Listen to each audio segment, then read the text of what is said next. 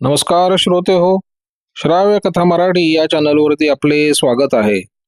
श्रोते हो, श्राव्य कथा मराठी या चॅनलवरती मी सध्या आपल्याला सुप्रसिद्ध रहस्य कथाकार श्री बाबूराव अर्नाळकर यांनी लिहिलेली एक थरारक कथा सादर करत आहे.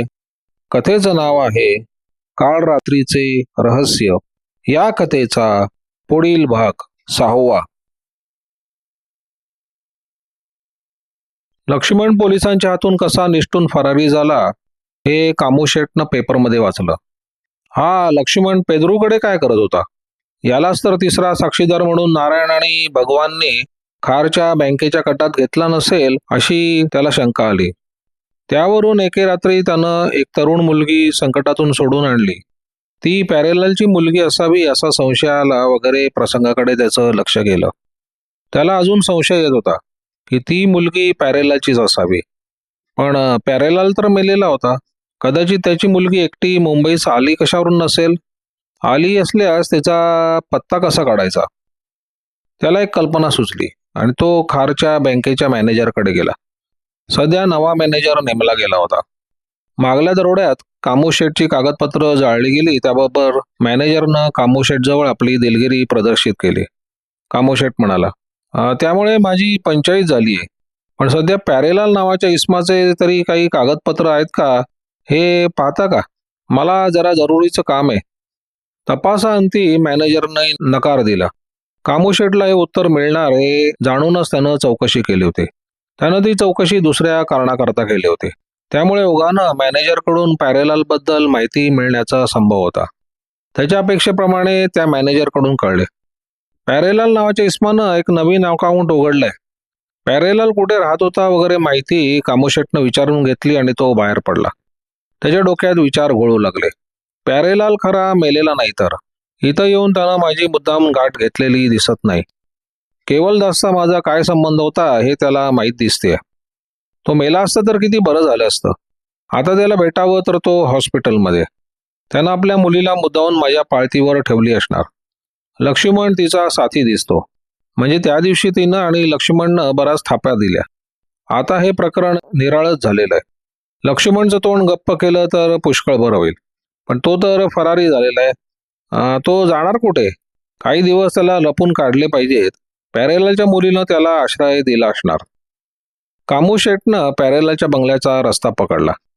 लक्ष्मी बंगल्याबाहेर वरांड्यातच होती. कामूशेट आलेला तिला कळलं नाही. नाहीतर त्याला भेटण्याचं तिनं टाळलं असतं. कामूशेटनं तिला ओळखलं व त्या दिवशी ही रात्री हीच मुलगी लक्ष्मणबरोबर होती हेही त्याने ओळखलं. कामूशेटनं तिला प्रथमच सांगितलं की ते इथे केव्हा आले तिचा बाप हॉस्पिटलमध्ये वगैरे होता त्याला माहीत आहे. आता खरं बोलल्याशिवाय सुटका नाही म्हणून जरुरी पुरतं ती बोलली. कामूशेट पुढे बोलला, पण तू त्या दिवशी लक्ष्मण नावाच्या इस्माबरोबर कशी होती? तिनं काहीतरी कारण सांगून वेळ मारून नेली. कामूशेट म्हणाला, पण तो माणूस कसा आहे तुला माहिती आहे का? ती मुद्दामून आश्चर्याने म्हणाली, नाही का? पोलीस त्याच्या मागे? ती घाबरली असं दाखवून म्हणाली, खरंच काय? बरं झालं, मला त्याचा संशय येतच होता. कामूशेटनं तिच्या बोलण्यावरून अंदाज केला की लक्ष्मण तिच्याकडे नसावा. त्यानंतर काही माहिती मिळणार नाही असं जाणून कामूशेट निघून गेला. लक्ष्मी आणि कामूशेट वरांड्यातच बोलत होते. तिनं कामूशेटला मुद्दामून आत नेलं नाही. लक्ष्मण आत बसलेला होता व कामूशेटला ते कळलं असतं तर घोटाळा झाला असता. आत बसून लक्ष्मणनं या दोघांचा संवाद ऐकला. कामूशेट गेल्यावर लक्ष्मी घरात आली व लक्ष्मणला आपल्या लपलेल्या जागेतून बाहेर यायला सांगितलं. त्याच्या तोंडावर अजून भीती दिसत होती. लक्ष्मण तिला म्हणाला, कामूशेटला खास संशय आला असेल. तुझी आणि माझी ओळख असल्यामुळे तू मला आश्रय दिला असला पाहिजेस. तुला वाटत असेल की तू खोटं बोललीस त्यावर त्यानं विश्वास ठेवला असेल. तो गुपचूप पोलिसाला सांगून मला पकडण्याचा बेत करेल. असं झालं तर त्यात तुलाही धोका पोचेल. मला कसला धोका? माझ्यासारख्या माणसाला तू जाणून बुजून आश्रय दिला म्हणून. तेवढ्यावरून मलाही ते शिक्षा देतील असं तुमचं म्हणणं ना? तुला काय मस्करी वाटते की काय?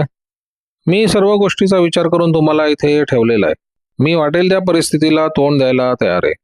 लक्ष्मीचं हे बोलणं ऐकून त्याला आनंद झाला खरा, पण लक्ष्मीसारख्या निरपराध व बापाच्या आजारामुळे एकट्या राहिलेल्या मुलीला मुद्दामून संकटात टाकण्याची त्याची इच्छा नव्हती. तिच्या संकटात उडी घेतल्यामुळे त्याची सुटका थोडी होणार होती. त्यानं तिला नीट समजावून सांगितलं. माझ्याकरता वाटेल त्या परिस्थितीला तोंड देण्याची तुझी तयारी पाहून मला धन्य वाटलं. पण तूच विचार कर की त्यामुळे विशेष फायदा काय होईल. त्याऐवजी मी धैर्यवानाकडे जाऊन त्यांना सर्व हकीकत सांगतो व कामूशेठला पकडायला सांगतो. कामूशेठ हाच या सर्व प्रकाराच्या मुळाशी आहे. त्यात मला काही झाली तरी हरकत नाही. माझ्या नावाला जो काळिमा लागलाय तो धुवून काढला पाहिजे. त्याशिवाय मला चैन पडणार नाही. नाही तर जन्मभर मला याच किंवा याही वाईट परिस्थितीत खितपत पडावं लागेल. आणि असं घाणेरडं तोंड मी तुला दाखवू शकत नाही. मला सहन नाही होणार ते. मला मानाचं मरण आलं तरी हरकत नाही, पण अपमानाचं लांछनास्पद जीणं नको. लक्ष्मीला त्याचं म्हणणं पटलं नव्हतं असं नाही. त्याला पोलिसाच्या तोंडी देऊन फुकट शिक्षा भोगायला लावायचं तिच्या जीवावर ते आलं होतं. त्याला सोडून आपण एकटीनं सुखी जीवन घालवायचं हे तिला बोचू लागलं होतं. पण तिला आपला हट्ट सोडावा लागला. अश्रुपूर्ण नयनाने तिनं त्याला निरोप दिला. लक्ष्मणची व आपली भेट पुन्हा होईल की नाही या भीतीनं ती दुःखी झाली. कामूशेठ आपल्या बंगल्यात येऊन खोलीत आराम खुर्चीवर जाऊन बसला. सिगरेट ओढत तो विचार करू लागला. प्यारेलालची माहिती लागल्यामुळं त्याचं मन अस्वस्थ झालं. पण ती त्याची अस्वस्थता लवकरच दूर झाली. कारण लक्ष्मीने लक्ष्मणबद्दल खोटी बातमी सांगितली हे तो जाणत होता. पोलिसाला कळवून लक्ष्मणला पकडलं म्हणजे त्याबरोबर लक्ष्मीवर आरोप येऊन ती पकडली जात होती व ती बातमी ऐकून प्यारेलाल अत्यवस्थित स्थितीत मरून जाण्याची शक्यता होती. एका दगडात 3 पक्षी पकडले जात होते. राहता राहिले भगवान व पेद्रो. त्यांची चटणी करणं अवघड नव्हतं. ही तोड फारच चांगली जमणार होती. पण विचारांती ही तोड उलट घातक भासली. कारण लक्ष्मणला पकडल्यानंतर पोलिसांच्या जबानेत तो सर्व काही बोलून जाण्याचा संभव होता व केवलदास कामूशेठमधल्या संबंधाचा स्फोट होण्याची भीती होती. त्यावेळी भगवान प्रकाशला घेऊन आला. प्रकाशनं आपली सर्व हकीकत कामूशेठला सांगितली. आपली मस्ती, उन्मत्तपणा, आचरटपणा प्रकाशनं मुद्दाम दर्शवला. कोणीकडून कामूशेठला दाखवायचं होतं की महादू प्रकाश हा काही साधा मवाली नव्हता व त्याच्याशी तडजोड केल्याशिवाय सुटका नव्हती. भगवान त्याला म्हणाला, आपल्या सगळ्यांना हे प्रकरण माहिती आहे. लवकर मिटवून का टाकत नाही? प्रकाश म्हणाला, भगवान जवळचे कागद तू विकत का नाही घेत? भगवानने रागानं त्याच्याकडे बघितले. प्रकाशनं कानाडोळा केला. कामूशेठनं विचार केला पण त्याला एक शंका आली. हे सर्व झालं तरी प्रकरण थोडे इथे संपणार आहे. लक्ष्मण कोर्टात सगळं बोलून गेला तर? तो काही बोलत नाही. शिवाय नारायणचा खून त्यानं केलेला नाही हे मी नक्की सांगतो. ते कागद आपल्याला मिळावे म्हणून भगवाननं नारायणचा खून केलाय. भगवान चिडून गेला. तो ओसळून म्हणाला, हो, खोटं आहे ते. प्रकाश शांतपणे म्हणाला, लक्ष्मणने खून करणं शक्य नाही. नारायणच्या चाळीच्या भैयानं लक्ष्मणला वर जाताना पाहिलं तरी लगेच परत येतानाही त्यानं त्याला पाहिलंय. तेवढ्या वेळात खून करता येणं शक्य नाही. आणि समजा केला असता तर तो सरळ पळून गेला असता. भैयाला त्यानं सांगितलं नसतं की त्यावेळी नारायण खोलीत नव्हता. शिवाय भैयानं ही सांगितलं की लक्ष्मणच्या आधी दुसऱ्या एका इस्माला वर जाताना बघितलं होतं. भगवान जोराने ओरडला, ही तुझी बनावट गोष्ट आहे. मनातून तर भगवान इतका खवळला होता की महादूचा गळा पकडून तिथल्या तिथे दाबून टाकावा. पण मूग गिळून त्याला स्वस्थ बसावं लागलं. प्रकाशनं बनावट आळ भगवानवर लादला खरा, त्यामुळे भगवान कबूल होण्याचा संभव त्याला दिसला. त्यानं मुद्दामून ते बोलणं अर्धवट ठेवलं आणि कामूशेठकडे वळून म्हणाला, मग ठरलं तर? कामूशेठने आपल्या मनाशी विचार केला की लोकांशी तोंड बंद केली म्हणजे आपल्याला आपले कागद मिळतील. तेव्हा त्यांना पैसे देऊन टाकावे हे खरं. महादू 5,000 रुपये घेऊन खुश राहायला तयार होता. भगवान 25,000 रुपये पाहिजे म्हणून अडून बसला.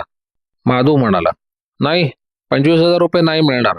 दोघांनी मिळून 10,000 रुपये घेऊन स्वस्त बसलं पाहिजे. भगवान म्हणाला, काही नाही, मी एक पैसा कमी घेणार नाही. आपणा तिघांना मिळून 15,000 पेक्षा एक दमडी मिळणार नाही. आणि तेवढे पैसे घ्यायला तुला तयार झालं पाहिजे. शेठजी, हे ठरलं तर आपण सर्वांनी आणखीन 3 दिवसांनी पेद्रूच्या जागी भेटूया. भगवान व प्रकाश तिथून निघाले. लोकलमध्ये बसल्यावर भगवान म्हणाला, मी 25,000 पेक्षा कमी पैसे घेऊन ते कागद विकू? शक्यच नाही. मी ते कागद काय आणणार नाही. पाहू ते कसे आणत नाहीस ते. भगवान गप्प बसला. त्याच्या मनात आणखीन काही गोष्टी डाचत होत्या. म्हणून प्रकाशकडून माहिती घेण्यासाठी त्यानं एक प्रश्न विचारला. मगाशी तू म्हणाला होतास की नारायणच्या खोलीत दुसरा कोणी इसम गेला होता. ते काय? योग्य वेळेला ते कळेलच. एवढंच काय, बँकेच्या मॅनेजरचा खून तू केलास. लक्ष्मणचा खंजीर तू तिथे मुद्दामून ठेवलास. हा दुसरा बनावटाळ भगवानवर मुद्दामून लागला. भगवान संतापून म्हणाला, मगाचपासून मी बघतोय तू हे सर्व माझ्या गळी उतरवू बघतोयस. प्रकाश उर्फ महादू स्मित करत म्हणाला, गळी जाऊ दे, मला काय करायचंय नसत्या गोष्टी उघड्यावर आणून. मला माझे 5,000 रुपये मिळाले म्हणजे बस, मी गप्प बसेन. पण मला असले प्रश्न विचारून तुझा असा विचार असेल की चाट मारून सर्व पैसे 15च्या 15,000 रुपये मिळवायचे, तर ते मात्र होणार नाही. आतापर्यंत भगवाननं महादूचं बोलणं मुकाट्याने ऐकून घेतलं होतं, पण यापुढे ते सहन करणं त्याला अशक्य झालं. महादू एकटा आहे असं बघून त्याला हात दाखवण्याचा विचार त्याच्या डोक्यात आला आणि रागासरशी त्यानं महादूची मान पकडली. महादू काही कच्चा नव्हता. भगवान आपल्यावर आता चाल करील हे जरी त्याला वाटलं नव्हतं, तरी त्याची आणि आपली केव्हा तरी जुंपेल हे त्याला नक्की माहीत होतं. साधारण सावधगिरीने तो राहिलेला होता. ज्या जागी ते दोघे बसले होते तिथे विशेष गर्दी नव्हती. दोघांची जुंपली.